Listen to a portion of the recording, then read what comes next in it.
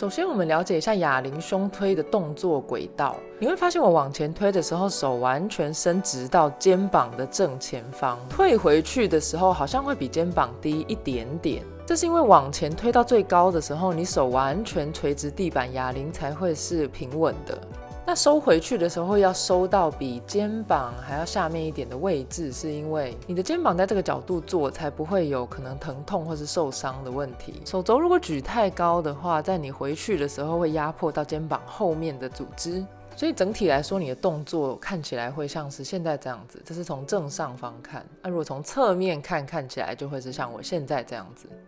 那接下来我们要练习拿着哑铃躺到椅子上面的预备位置。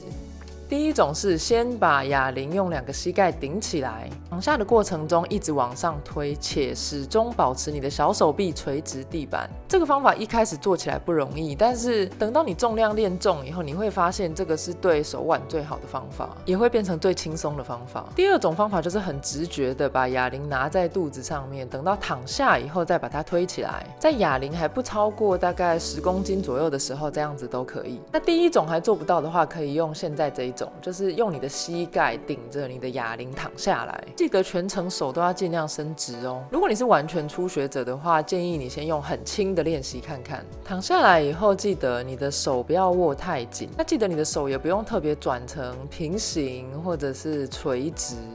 只要放轻松，让手腕它大约自己会有一个45度左右的角度，顺着我们刚刚前面教的轨道，手肘慢慢弯曲，小手臂记得垂直地板，然后再推起来回到肩膀正上方。从头顶看的时候也是，不管在什么角度，你的手臂都是垂直往正上方推的，然后你做的范围是到手肘低于身体一点，然后就可以推回去。动作还不熟悉的时候，下降的范围可以不用到那么大，要小心推到最高的时候不要让2只手是张开的，会很晃哦。推的时候背有一点离开椅子是好的，你会发现这样子你的肩膀比较容易往脚的方向压好，帮你稳定你的手臂。